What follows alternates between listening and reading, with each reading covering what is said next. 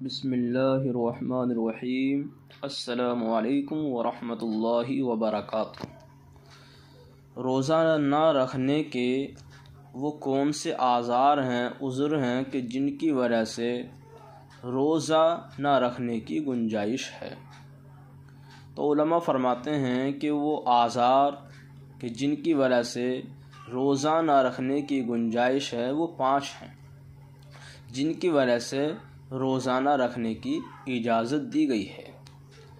پہلی چیز بیان فرمائی گئی وہ مرض ہے، جس کی وجہ سے روزے کی سکت نہ ہو، طاقت نہ ہو، یا روزے سے مرض بڑھ جانے کا اندیشہ ہو۔ جب مرض ختم ہو جائے اس کے بعد قضا لازم ہے۔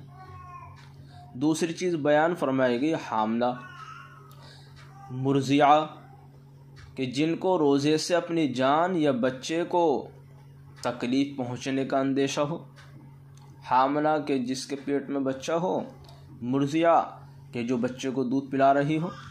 جب یہ عذر ختم ہو جائیں تو اس کے بعد قضا لازم ہے۔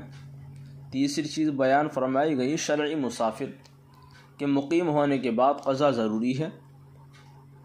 چوتھی چیز بیان کی گئی ایسا سن رسیدہ ضعیف بوڑھا یا بوڑھیا جو روزہ نہ رکھ سکتے ہوں، معذور ہو، وہ روزے کے عوض فدیہ غریب کو دے دیں کہ جس کے جو وزن بنتا ہے 2.25 سیر گیہوں، لیکن اللہ تعالیٰ روزہ رکھنے کی طاقت عطا فرما دیں تو قضا لازم ہے۔ پانچویں چیز بیان فرمائی گئی حائضہ اور نفسہ عورتوں کے لیے روزہ رکھنا درست نہیں ہے۔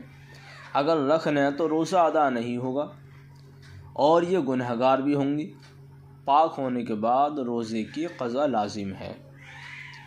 وآخر دعوانا الحمدللہ رب العالمین۔